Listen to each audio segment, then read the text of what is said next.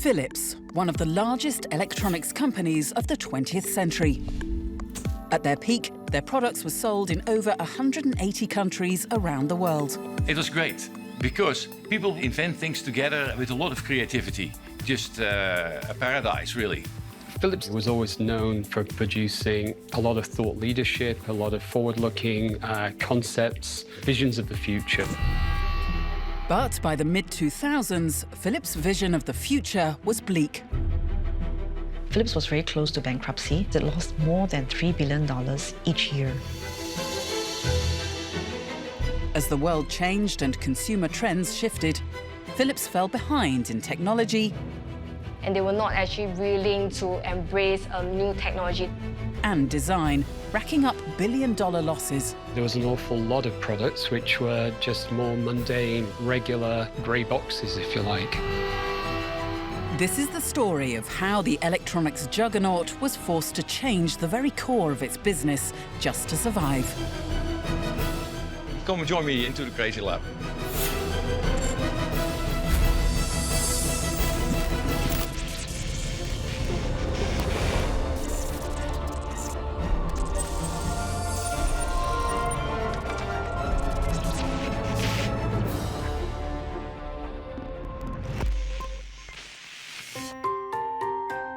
The small industrial city of Eindhoven in the Netherlands is the birthplace of Philips.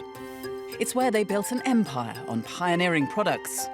The radio, the audio cassette, and of course, the quintessential light bulb.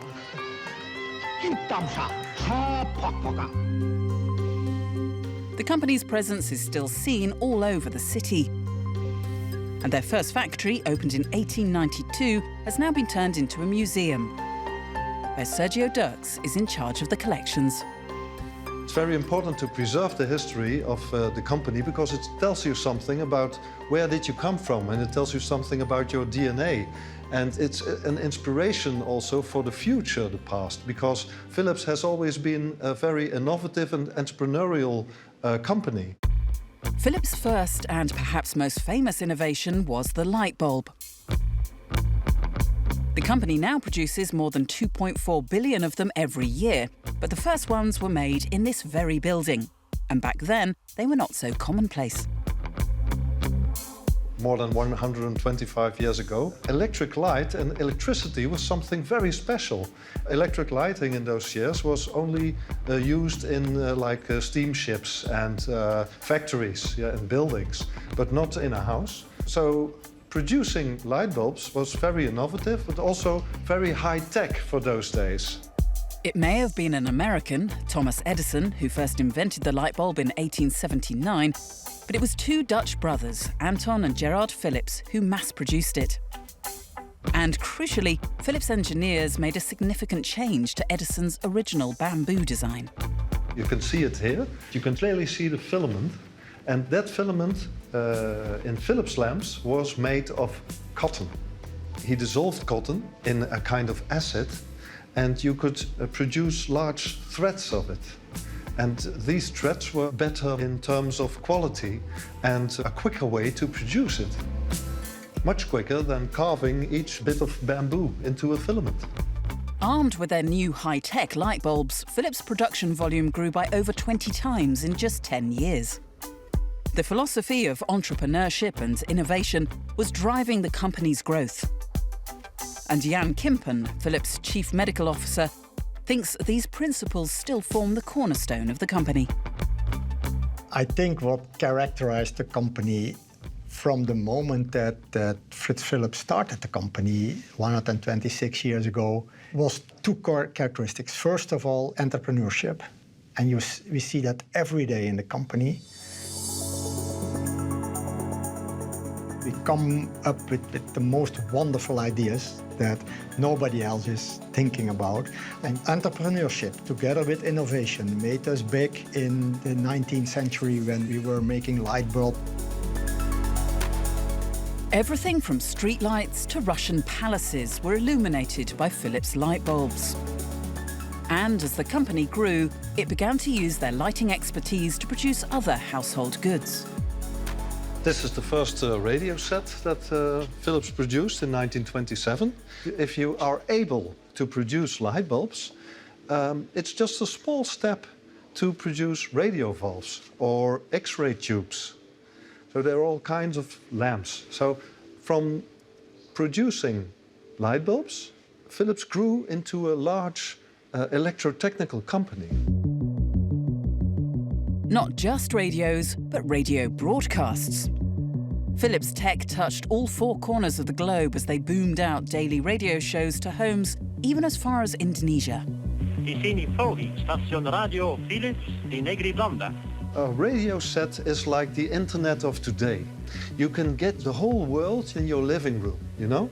Well, in the early 20s and the 1900s, radio sets were mainly used by enthusiasts, by technicians. And Philips made a radio set that could also be used by laymen, so it was very easy to operate it.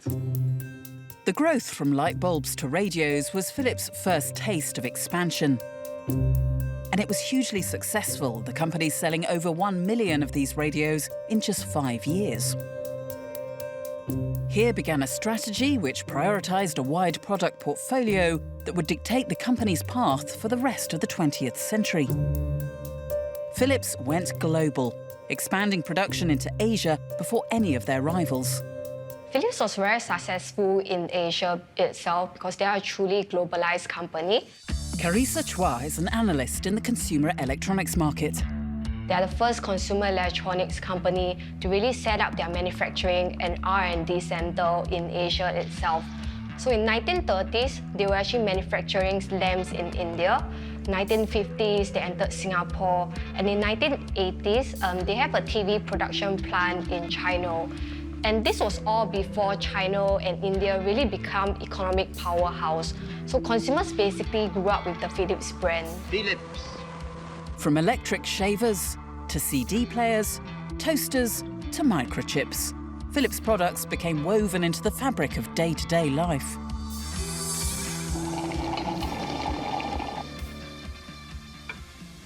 Oh, the magic's gone.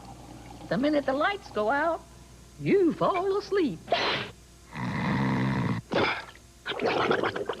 It's time to change your bulb to Philips. And it was their design that set them apart from their rivals. For the last 90-something years, we've actually had design within the business. That's quite unusual. That design has been around for so long. In the first instance, doing packaging and posters, promotional graphics. In fact, they were called the team of artistic propaganda. Philips design within the design industry was always known for producing a lot of forward-looking concepts, visions of the future, if you will. Inside the company's labs, their scientists were enjoying the good times. It was great because people would talk to each other and invent things together, and a very open atmosphere with a lot of creativity. Just a paradise, really. Churning through patent applications at a rate of 3,000 a year, everyone owned something that was made by Philips. Just like an ordinary audio tape recorder's got, but this one records pictures as well. In 1998, I bought a Philips player that could play CDs, radio, as well as cassettes. And it had served me very well, even up to today. It is still working. In the 1950s to 1980s, this white goods and consumer appliances were very popular among the consumers because they were the first to be introduced. So they were technologically advanced, considered to be technologically advanced at that time. My family actually purchased a Philips CRT television itself. And at that point of time, if you're looking for premium TVs, it's usually Sony or Philips because they were a trusted brand to consumers. And they have a local production, which allows them to drive a faster turnaround time, and they can cater their local products to the local taste and preferences. But by the 90s, Philips' fortunes began to change.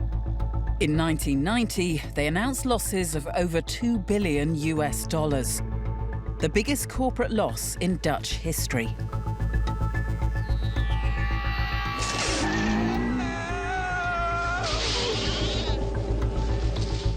It was exactly Philips' large product portfolio that began causing them problems.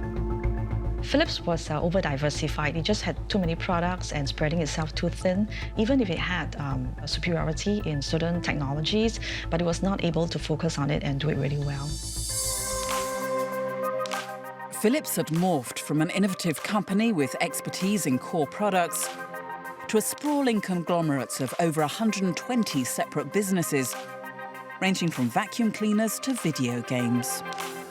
The management needed to refocus and consolidate their business. It lacked marketing capabilities, and it also lacked strategic focus because it was all over the place.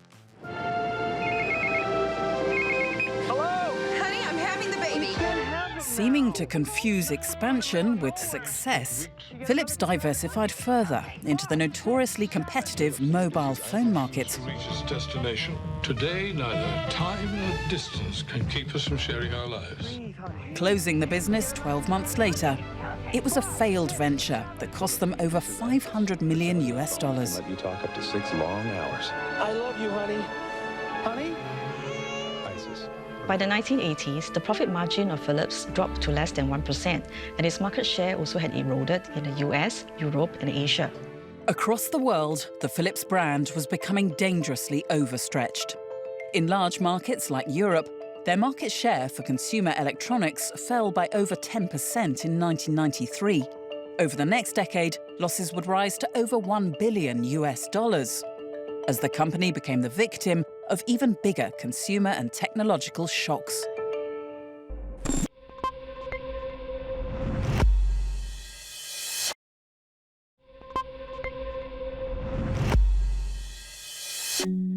By the mid-90s, the global electronics brand Philips was a company in disarray. Producing a vast range of unconnected products, the company had lost its core focus. Apart from the TV and audio business, they also have their appliances, they also have their medical business. A $300 million loss in 1996 forced them to make a change at the top. They hired Cor Boonstra, a CEO with a strong background in marketing. The then CEO said that we want to unite the company into a One Philips initiative. But the problem of this is that each business unit still has their own profit and loss accounts. And this made it very difficult for them to really drive revenue because they're all competing against one another. In an attempt to rectify this problem, Boonstra knew he had to make Philips more streamlined. His first move was to close down the company's loss-making divisions and make drastic cuts to the workforce. The losses that Philips suffered were so bad that it had to lay off more than 60,000 employees over 18 months, and it was encountering very serious cash flow problems. So it had to also cut down on those expenditures on units that are loss-making. It consolidated its plants, and it also consolidated its supplier base. In 1999, Philips was a shrinking company. 40 businesses were dissolved, and 50 factories closed down. And true to Boonstra's roots in the marketing industry, he attempted to reinvigorate the brand, introducing a new slogan portraying Philips as a company focused on customers' needs. Philips, let's make things better. But although Boonstra increased profit margins, he was unable to increase long-term product sales. Philips' size was still proving to be a problem as they were slow to respond to market trends. Philips is a huge organization, and so the decision-making actually was very decentralized and made among multiple heads and over a prolonged period of time. It made it very difficult for Philips to be able to launch products in a competitive way. Compared with other global electronics companies, Philips was severely overstaffed. Sony's workforce was 100,000 people fewer than Philips, yet their revenues were 15% higher. The Japanese players were able to build very high productivity production facilities in Japan. However, Philips had more than 500 plants scattered all over 50 countries, and the production capacity was not optimized. And this operational inefficiency was most seen in Philips' TV business. At their peak, 1 in every 7 televisions sold around the world carried the Philips logo. Ricky Primilani, whose family have sold electronics in Singapore since the 1970s, remembers Philips' heyday well. The store first started selling Philips television from the early days. Philips as a brand has a very good reputation, especially in Singapore, especially in home appliances. So from day one, their irons, their vacuums, it's easy to sell. So when a customer walks in and if you present them with a Philips, well, your sale is sort of quick. You don't have to talk much. Their reputation is up there with the best. But by the mid-2000s, Philips TVs were starting to come under pressure from the emerging and technologically superior Korean electronics companies. Everyone's invited. The Korean took everything by storm. Everyone was left to play catch-up, basically. In the last 10, 15 years, that's when I would say the Korean revolution. The Samsungs, the LGs came very strong and really got a foothold and dominated the market. And that has caused Philips to sort of be left behind. The consumer electronics market is very competitive. It's rapid innovation, it's a vicious market. And within the consumer electronics market, I think it's all about being bigger, being better, and offering cheaper solutions to consumers. When others say they have the most brilliant, the sharpest, and clearest pictures, compare them with the new LG GoldenEye Plus. The Korean revolution was in full flow, and the new players in town, Samsung and LG, employed aggressive marketing campaigns, targeting younger consumers with their newer, cheaper and technologically sophisticated TVs. No matter how big or small the pictures may be, the LG GoldenEye Plus, an eye for perfection. The products designed by Samsung and Sony were very appealing in terms of design and were able to engage the younger generation then that were born in the 80s and 90s onwards. Philips products were made to seem mundane in comparison, and their century-old reputation for cutting-edge design was at risk of disappearing, potentially even losing them new workers and designers. I recall it very well. I was living and working in San Diego in Southern California, and I was enjoying a cup of coffee out in the sunshine, and I got a call from a headhunter and asked me if I'd be interested in talking to him about a role at Philips. And it took a few minutes to kind of reconcile Philips. Yeah, the toothbrush and light bulb company. I remember Philips. From the outside, you could see categories like kitchen appliances. As I said, very playful design, very humanistic design. But equally, there was an awful lot of products which were just more mundane, regular, grey boxes, if you like. Sean Carney is one of the world's leading designers, and his first instinct was to turn down the job offer from Philips because their range was so uninspiring. I knew there was an opportunity for design to do more and how we could evolve design, but I wasn't entirely convinced this was a company that was really at the same level of the company I was in. When you look across the wider portfolio of Philips, there wasn't the consistency of adopting design in the same way. And the pressure on Philips was about to increase dramatically. In the mid-2000s, the world was in the grip of a technological revolution. The internet changing the very fabric of human life. But as the world was going digital, Philips stuck with the analog, continuing to produce analog CRT televisions when their rivals were making digital LCD screens. Philips was actually slow to embrace LCD technology because at that point of time, the CRT TV was basically a cash cow for them. And going into the LCD TV market, it will cannibalize the sales of their own CRT TVs.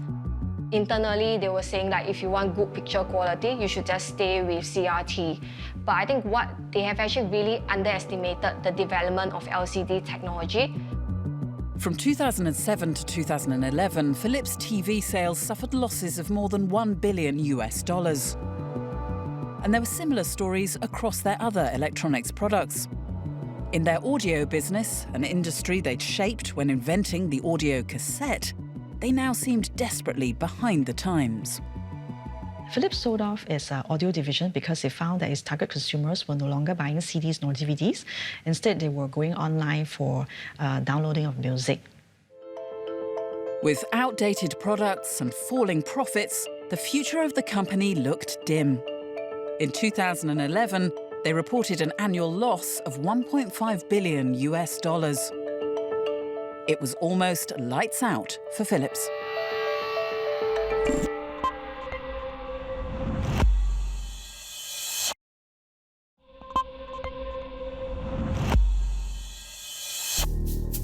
One of the biggest conglomerates of the 20th century was in dire straits.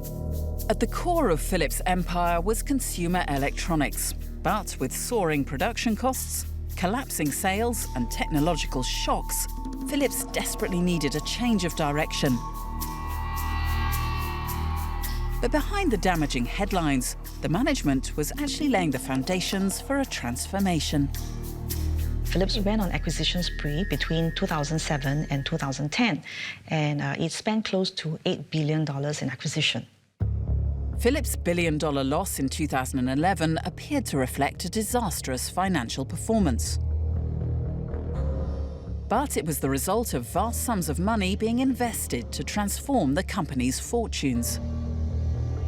So even though it had a net loss of $1 billion in 2011, it's not really a bad thing, because the acquisition, the restructuring effort, and the cost of them incurred in the earlier years did help the next CEO to continue to build on the strategy of focusing on three key areas, which are lighting, consumer business, and healthcare. Having acquired medical companies in the USA and Asia, Philips were planning a shift away from consumer electronics towards healthcare. And in 2011, they appointed the CEO that would lead Philips into this new chapter, Frans van Houten. Frans van Houten was an economist by training. In fact, he spent 25 years working in Philips Data Systems and Philips Semiconductor, before he took over the role as an CEO.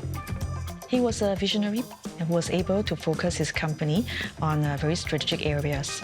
And Van Houten wasted no time in making his first major strategic decision. In 2014, he announced that after 120 years, Philips would split into two separate companies, lighting and healthcare. So this allows actually both units to focus on what it can do best and to be pretty self-contained. By splitting the company, it was able to allow the divisions to focus on their respective markets and to build their leadership position. Philips had always had a small healthcare division, but Van Houten now planned to make it the company's main focus. To signal his intent, he appointed Jan Kimpen, a medical doctor, as Philips' new chief medical officer. Philips is going through a transformation, and I think when Frans van Houten joined the company in 2011 as the new CEO, he brought a lot of leadership to the company. And I think what he did very well was to read the outside world, to read the transformation that was going on in healthcare. And he decided to change the company in a pure health technology company. As the world's aging population was increasing, Philips identified healthcare as an industry that would rapidly grow in importance. And they predicted that demand would be greatest amongst Asia's new middle class. Look at China, which has a huge population, where the middle class has increased dramatically from 20 to 60% over a period of a few years. There are people now, huge numbers of people, that have the resources to buy healthcare, to pay for healthcare, that have also their wishes in healthcare. They want something. They have needs. In this industry, they have big ambitions. The company's new goal is to improve the lives of 3 billion people each year. This new way of working to connect all these business units behind that big vision, it was communicated there for the first time real strong. And that already made a big difference. So we restructured the whole company so that all these separate business units were not as separate anymore as before. And that was the first step to take the big vision, the communication to the leadership, and the restructuring of the company. And I am a part of that restructuring. Over the previous 2 decades, there had been many attempts to slim down Philips. But this time, the restructuring was matched with a change in attitude. Now, all employees were united under the company's new direction into healthcare. And this change is perhaps most seen in Philips research labs, where Philips have put their trust in someone who, when you first meet him, can come across as a bit of a mad scientist. So come and join me into the Crazy Lab. And why is this called the Crazy Lab? It's because I can sort of do anything here. I do a lot of optics, mechanics, and it looks like a mess to you, but I can do measurements. You see microscopes and delicate stuff, and this is really active. So it looks like a mess because it's actually used. Despite this apparent chaos, there's a method to this madness. You try something that you think you know what it's about, and then always something pops up that you say, aha, I've got something here that nobody's seen before. And it's very hard to explain, but it's the life of a scientist, yeah. Philips had learnt from their mistakes. Whereas before, scientists like Martin were encouraged to work on a wide range of products, now the directive from management was to be focused. Philips became really big, and we had the healthcare division, but also the semiconductors, the lighting division, the components division, and so on. And whatever you would invent would be useful in some place in the company. And of course, now this has changed because we're now a health technology company. So we have to be more focused. And so I think it's a logical consequence of who we are nowadays. People need to be empowered to play their role in this Philips transformation. When we decided to focus on health technology, you also need to trickle that down, that everybody working for the company can be empowered to do that within the framework, but with that single goal in mind. And not with the goal in mind, I'm empowered to sit in my lab and do whatever I like, without that being related to the big strategy and the big vision. And not just in the labs, the whole company was undergoing a radical change in line with this big vision.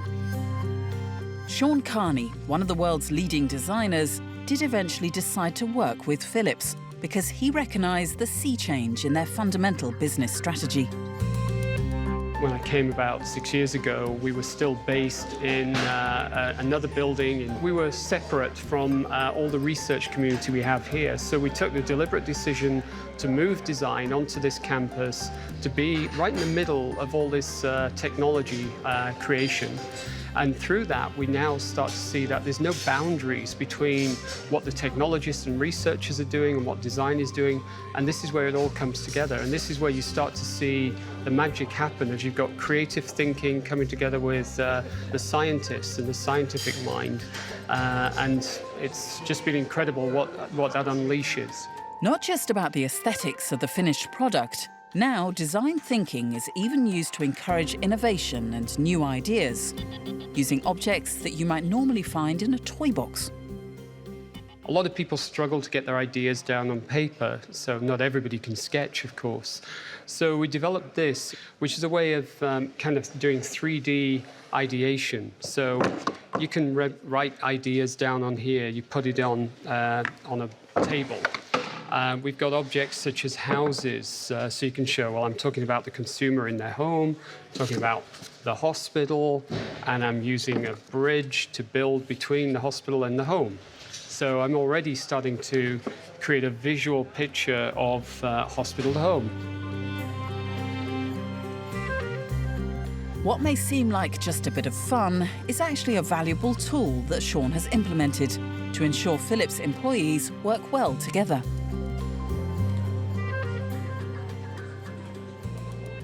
I've seen some very passionate displays of creativity from probably the guy who's the most stuffy and conservative person walking into the room suddenly has got sleeves rolled up, tie off, and they're getting engaged and they're telling the story.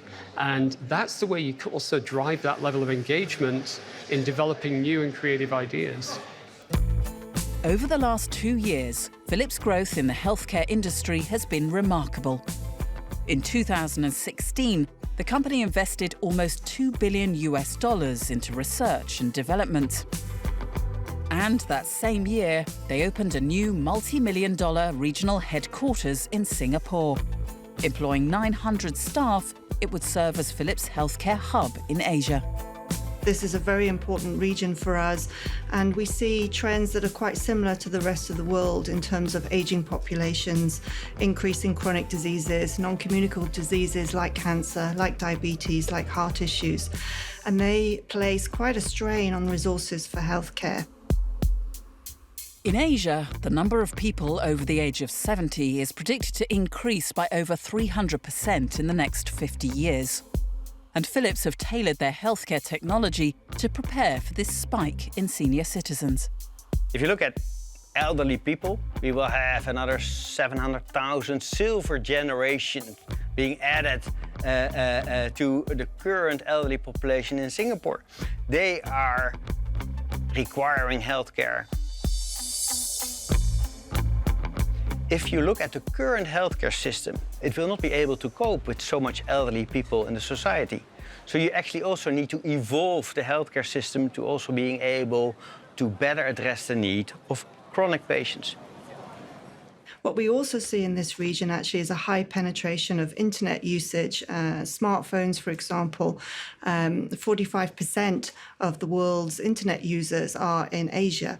And that also gives us the opportunity to bring care to people, to empower people to look after their own health with digital programs. Digital programs like the remote monitoring system currently being tested in Singapore. Patients measure their vital statistics on devices at home, and the data is automatically sent back here, where Diedrich Zeven and his team of medical professionals monitor it around the clock. And this is what you see here, where we have our staff here in Apex Center actually monitor patients in their homes here in Singapore, day by day, 7 days a week, and actually improving the outcome of the healthcare system, improving the quality of people's life. When I see the data, I will assess the condition. If the reading is of abnormality, then I will call a patient to assess. That's a preventive measure. Think in terms of a daily measurement of his blood pressure. Think in terms of a daily measurement of the heart rate. Think in terms of temperature or weight. And even also a questionnaire about how a person is feeling actually during that day. And using that data, we're mapping out what actually is the health status of that patient. Is he or she feeling well? Is he or she gaining weight? And so on. Still in its pilot stage, 120 Singaporeans are enrolled in the system, and they can do their routine checkups from the comfort of their own homes rather than going into the hospital. We know, of course, if a patient is able to recover at home, that does two things. It frees up the hospital bed, lowers the costs, but it's much better for the patient because they recover much better if they're with their family and at home. And we've been able to prove not only the better outcomes, but also things like lower readmissions to hospital by more than 30 to 40% in some cases. We are in due course going to expand this across Asia. We're learning here in Singapore. We're also learning in Australia, two very different countries, different healthcare systems also. And as soon as we get to a critical amount of learning together with our partners, we will for certain roll this out across to other countries where this is relevant. And to be very honest, it's going to be relevant in every country. This is an example of the new Philips, not merely selling medical hardware, but providing new ways of delivering healthcare. And similar technology is also being used in far more remote areas of Asia by the people who need it most.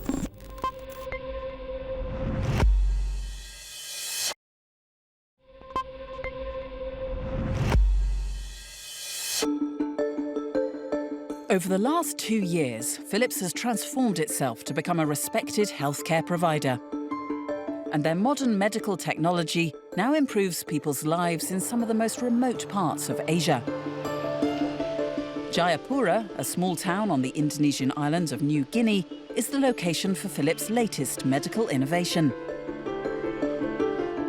Today, local midwife Lou Ramiati is preparing to do a home checkup on one of her expectant mothers. Saya akan berkunjung ke rumah pasien karena pasiennya kemarin ada keluhan sedikit. Terus ini keluhannya itu dia bilang agak pusing dan sudah agak lama dia tidak datang berkunjung. Jadi saya harus mengunjungi pasien. Kunjungan rumah sangat penting untuk menurunkan angka kesakitan ibu dan bayi. Begitu juga untuk menurunkan angka kematian. Her patient lives over 2 hours outside Jayapura, where the nearest health centre is located. The distance means it's difficult for expectant mothers to travel to the health centre for regular checkups. They rely on home visits like this. We increasingly also engage in trying to serve the underserved markets. We know from studies and also from the epidemiology there that in these remote areas, the prevalence of mothers dying during pregnancy or during delivery, as well as neonatal mortality, was unacceptably high. And that is mainly because there was no access to the healthcare system from these remote areas, at least not in an urgent way. Permisi. Selamat sore. Sore, Ibu. Ya. Bagaimana? Sehat? Iya. Kita mau periksa Ibu dulu. Oke. Ya. Bisa kita ke dalam, Bu? Ya. Nanti kita periksa dulu ya. Habis kemarin Ibu katanya agak kurang enak badan. Iya. Ya, nanti kita timbang tensi baru periksa perut sekalian, ya. Dita Wender is 6 months pregnant, and at this stage it's important to monitor the baby's weight and movements closely. Using the ultrasound, both nurse and mother can hear the baby's heartbeat. Ibu tahu bayinya sehat kalau bayinya bergerak. Ya, kalau saya tahu sehat dari denyut jantungnya. Ya, itu harus kuat terus bergeraknya. Kalau tiba-tiba geraknya lambat, ibu cepat ke puskesmas ya. Kalau umpama malam ke rumah sakit, ya tidak boleh dia gerak lambat. Ini denyut jantungnya kuat, itu sehat ya. Kalau geraknya lambat, itu dia kurang sehat namanya. Laki-laki atau perempuan? Tadi sudah usia dan perempuan. Gimana ibu perasaannya mau dapat anak perempuan? Karena saya punya anak pertama laki-laki, jadi sekarang saya maunya perempuan. Kenapa alasannya Bu senang? Iya, ibu senangnya kalau suster yang datang nanti saya jalan. Iya, diperhatikan gitu. Masih saya pikir ada suster yang macam diperhatikan gitu. Here's where the new Philips technology comes in. All the data is electronically entered into the mobile device and immediately sent back to the health centre. Sistem MOM dari Philips ini sangat bagus ya, dan kami sangat senang diperkenalkan dengan sistem MOM ini. Jadi begitu pasien yang sudah kami periksa, kami langsung masukkan datanya di sistem Philips MOM, dan kalau ada yang berisiko kami akan cepat tahu karena akan segera diberitahukan, dan kami konsulkan dokter umum atau dokter kebidanan.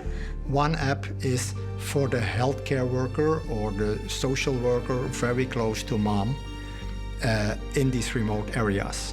These data are sent to a center of excellence, a center with experts, which can be far away, where the doctor has his version of the app, looking at these data, giving the right suggestions for treatment or for transport of the patients.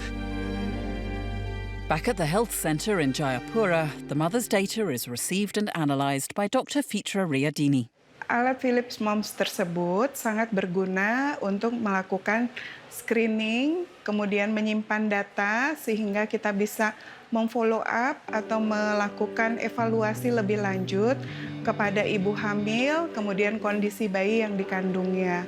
Kalau ada kondisi kritis, mulai dari pemeriksaan fisik seperti biasanya ibu hamil ada tekanan darah yang tinggi seperti itu, atau ada keluhan seperti nyeri kepala, kemudian nyeri ulu hati, itu adalah tanda-tanda preeklamsia. Kami akan langsung melakukan rujukan ke rumah sakit yang lebih tinggi layanan kesehatannya, seperti itu. Philips have plans to extend this technology to other communities across Asia. But for today, the checks have gone well and both mother and baby are healthy. Jadi kita di sana periksa berat badan, tensi, dan denyut jantung anak. Tadi semua dalam keadaan baik. Saya sangat bangga jadi bidan karena terus terang ada kepuasan tersendiri dalam hati saya yang lengkap, bisa hamil, bisa melahirkan. Jadi saya berusaha bagaimana mengajar ibu itu hamilnya sehat, melahirkannya sehat dan selamat. Begitu juga bayi yang dilahirkan sehat dan selamat. Now, Philips rank in the top 3 global healthcare companies. 10 years ago, Philips' healthcare business accounted for 10% of their profits. Now it represents more than 4 times that. But the company haven't completely disregarded their expertise in lighting. In the humble, even chaotic conditions of his lab, Martin may have invented another potentially life-saving device, adapting the technology behind LED lights and applying it to medical catheters. This is a catheter. The clinician holds this, puts it into your bloodstream like that, to the heart. And it will measure the pressure in the heart. But instead of using electricity, like traditional catheters, this prototype uses only light to measure pressure. Light is coming from here. It's going to the tip. There are no electrical wires. Then the light is coming back through the same optical fiber, is then processed and sent into the console. And you can actually see there what it is. The syringe mimics the pressure inside the patient's heart, which causes the flow of light to react. So I'll put this in here. So now this is essentially a pressure chamber. So if I change the pressure here, you can see that this number here changes. And so you can measure how bad the blocking is. Is it 50% blocked or is it 95% blocked? Far safer and more precise than electric catheters, this Philips invention could revolutionize the diagnosis of heart disease. The roots is really in light bulbs. And what this technology could mean in the real world is that you replace all the electrical wiring in a catheter by optical fibers. These catheters will become cheaper and therefore they can be used more easily in the treatment and diagnostics of patients.